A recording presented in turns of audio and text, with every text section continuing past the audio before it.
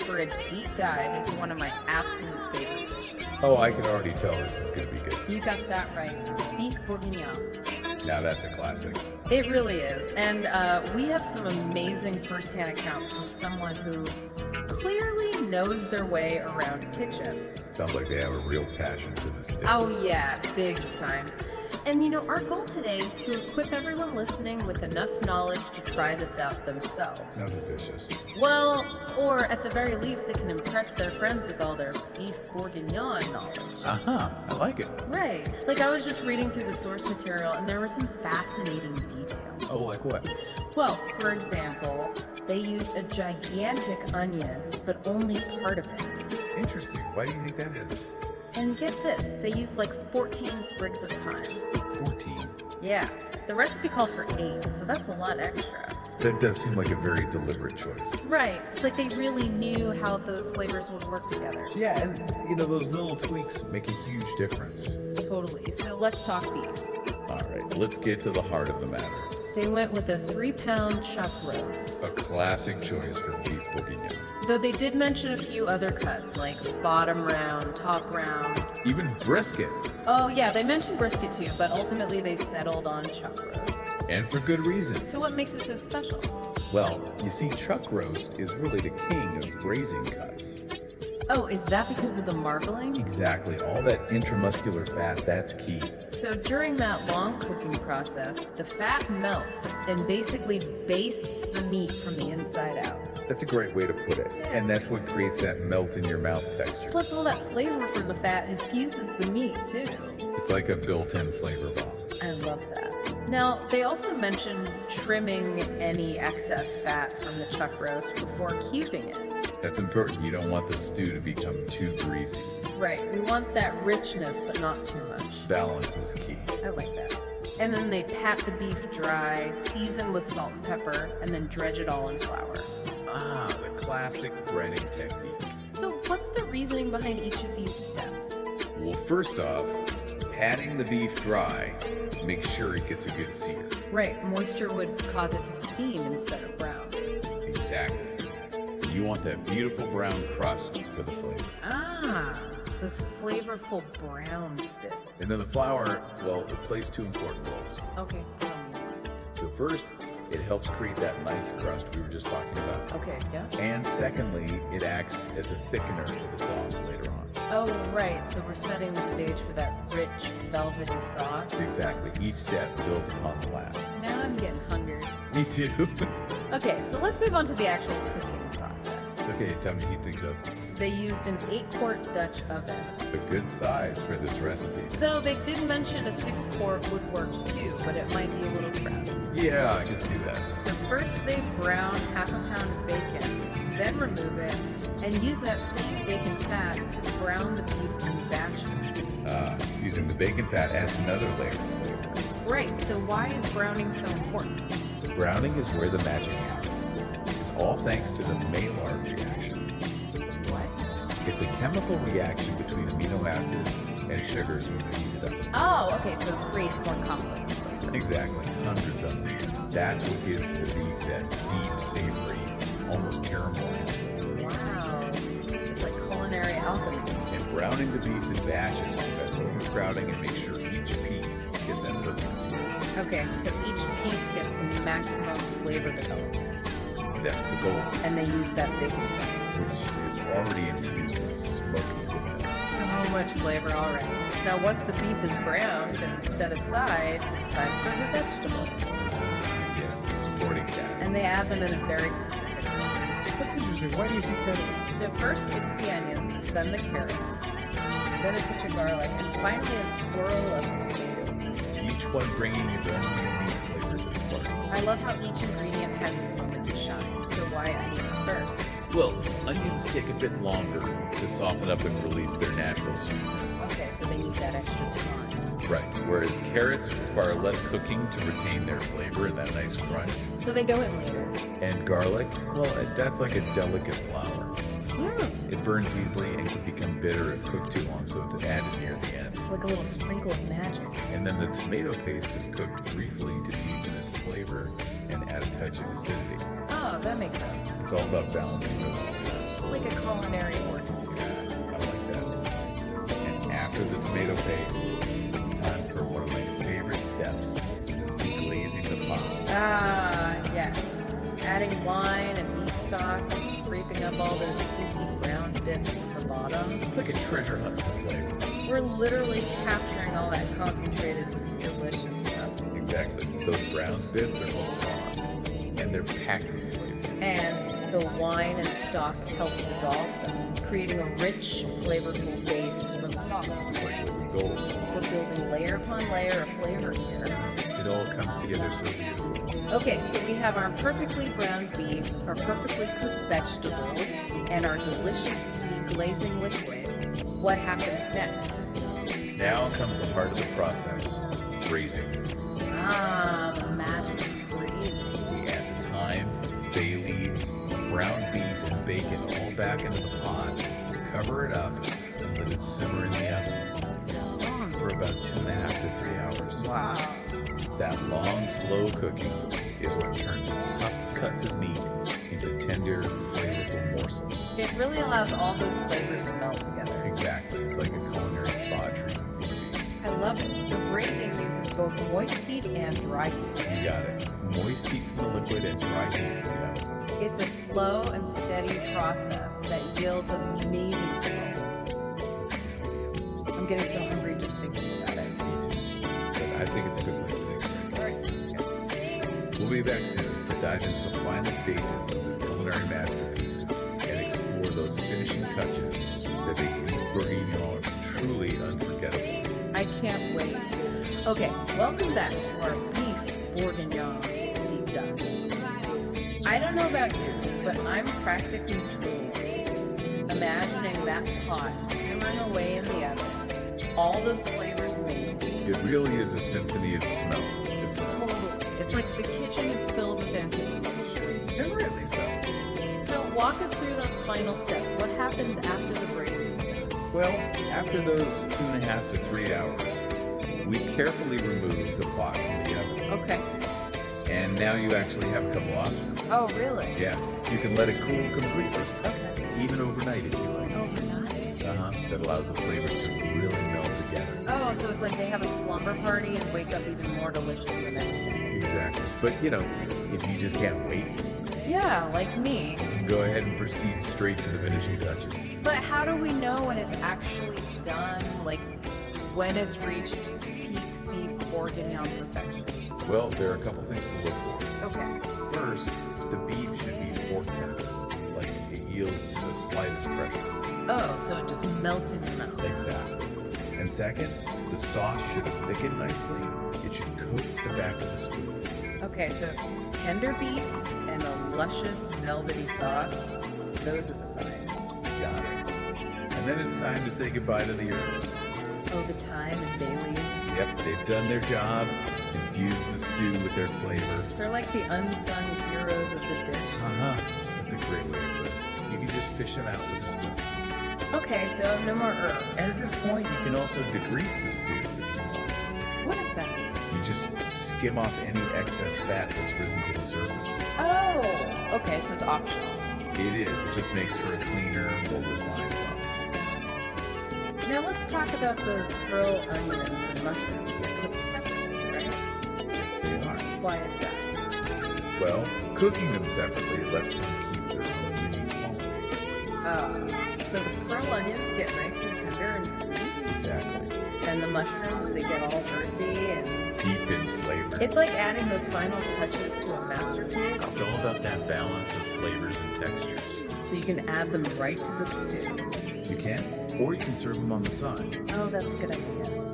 Now, before we get to serving suggestions, I'm curious about the cook's tasting notes. Oh yeah, they were really glowing. They clearly loved this dish, even comparing it to Julia Child's recipe. He did, didn't they? What do you think made their version so special? I think it was their genuine passion. Oh, yeah. It's like they poured their heart and soul into every step. Like a true labor of love. And the final result, well, they gave it perfect 10 out of 10. Wow, that's high praise. Okay, now for the main event. How do we serve this incredible beef bourguignon? Well, Our cook recommends either creamy mashed potatoes Oh, classic. or crusty baguette. Perfect for sopping up all that delicious sauce. Exactly. Either way, you can't go wrong. It's a guaranteed crowd pleaser. It is, but you know, the beauty of beef bourguignon is that you can really tailor it to your own preferences. Are there any variations? Well, if you like a heartier stew, you could add some root vegetables. Oh, like parsnips. Parsnips, turnips, even some celery root. Who's feeling adventurous? You can experiment with different cuts of beef, like short ribs. Ooh, or oxtail. Exactly. Or even try different wines for glazing. The key is to have fun and make it your own. I love that. So we've covered the whole process, from choosing the beef to that final presentation. What are some key takeaways from this? Well, I think the biggest one is patience, Oh yeah, good things take time. especially with beef bourguignon. That slow braising is essential. It allows those flavors to really develop. And don't be afraid to experiment. Oh, that's so important. The classic recipe is a great starting point, but you can add your own personal touch, Whether it's extra thyme or different vegetables. making your own culinary masterpiece. I love that. Now, before we wrap up this deep dive, I have a final question for you and for our listeners. All right, I'm ready. Imagine you're sitting down to a steaming bowl of this beef bourguignon. What side dish would you choose to create the perfect symphony of flavors? Ooh, that's a tough one. I think I'd go with a simple green salad, something light and bright to contrast the richness of the stew. Ooh, a nice vinaigrette. Exactly. What about you? You know, I'm torn between a creamy polenta with parmesan and herbs, or some roasted root vegetables like parsnips and carrots. Oh, both excellent choices. I think it really comes down to personal preference. It does, but whatever you choose, I have a feeling it's going to be delicious. This has been such a fun culinary journey. I agree. I feel like I've learned so much, and I'm definitely ready for a big bowl of beef bourguignon. Me too. And, you know, I hope our listeners feel inspired to try it out themselves. It's a classic for a reason. And remember, don't be intimidated, embrace the process, and most importantly, have fun. We'll be right back to wrap up this deep dive with some final thoughts. Welcome back. Our beef bourguignon journey is almost complete. We've covered so much ground, from ingredients, techniques. And even dreamt up some amazing side dish pairings. Yeah, I'm getting hungry just thinking about it. But before we wrap up, let's take a moment to recap some of the key insights we gleaned from our source. All right, what really resonated with you? You know, what struck me most was the cook's absolute passion for this dish. It was palpable, even just reading their words. Oh, absolutely. You can really sense their enthusiasm. It was like they weren't just sharing a recipe, they were sharing a part of themselves, a love for French cuisine. I think that's what makes this deep dive so special. It's a reminder that cooking is about more than just following instructions. It's about expressing yourself, creating something delicious and meaningful. It's an art form. And speaking of art, our deep dive has really highlighted the importance of both technique and quality ingredients when it comes to beef bourguignon. It's true, you can't have one without the other. Right. It's like a delicate dance between those two elements. From carefully browning the beef to that long, slow braise, each step is crucial. And let's not forget those little details like deglazing the pot, using fresh herbs, layering the vegetables. All those elements contribute to the final masterpiece. They really do. And that brings us to our final thought for today, dear listeners. Okay, hit us with it. Imagine you're about to embark on your own beef bourguignon adventure. I'm already there. Would you stick to the recipe as written? Or would you allow yourself to experiment a bit? Maybe try a different cut of beef, a different type of wine? Ooh, that's a tough one. I know, right?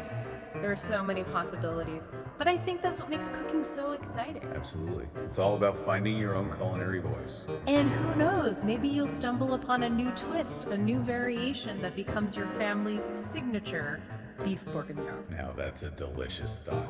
So, to all our listeners out there, don't be afraid to get creative in the kitchen. Let your culinary curiosity be your guide, and most importantly, have fun. And if you do decide to tackle this classic dish, we'd love to hear about it. Share your experiences, your triumphs, or maybe even your mishaps. We're all in this culinary journey together. And that brings our beef bourguignon deep dive to an end. Thank you for joining us. Bon appetit. Bon appetit. Today we're going to make beef bourguignon. Here are all the ingredients. Let's get into it right now. Introduction to beef bourguignon.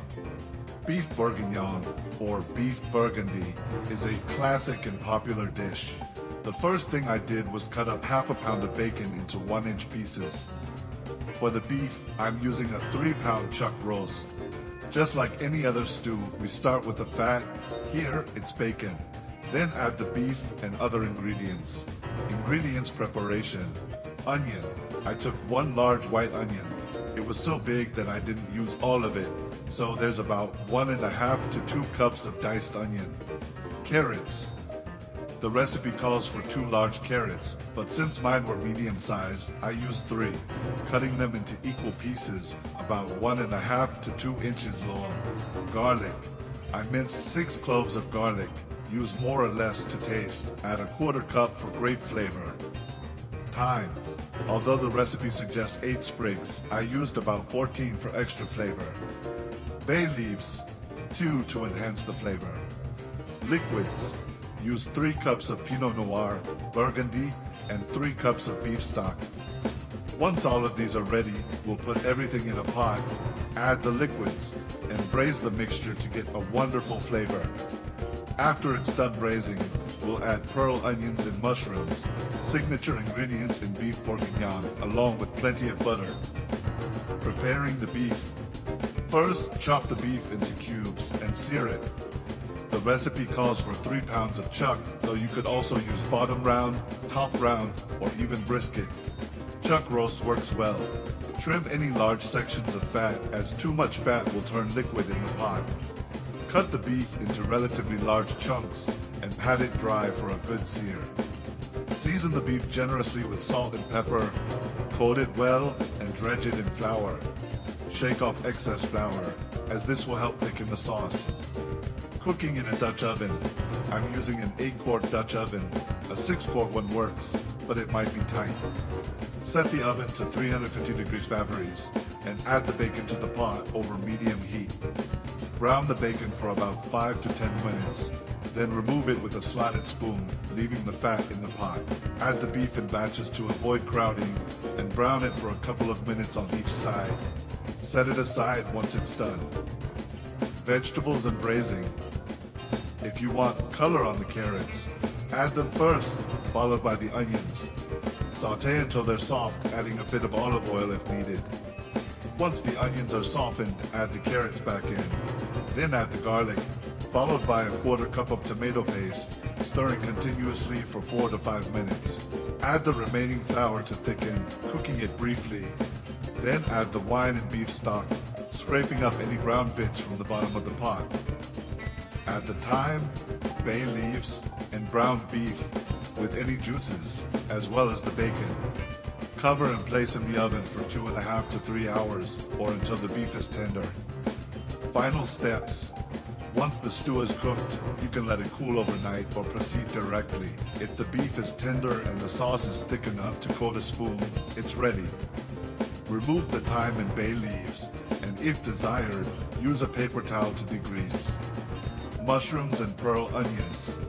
To finish, sauté the pearl onions and quartered mushrooms in a separate pan with olive oil and butter, browning them nicely. Add them to the stew or serve them separately. Tasting. This is probably one of my favorite meals ever. I'm biased toward French cuisine, and I've made this dish before using Julia Child's recipe. Taste for salt and pepper before serving. Often the reduction and beef stock provide enough seasoning. Serve with mashed potatoes or a baguette on the side. We gave this dish a rating of 10.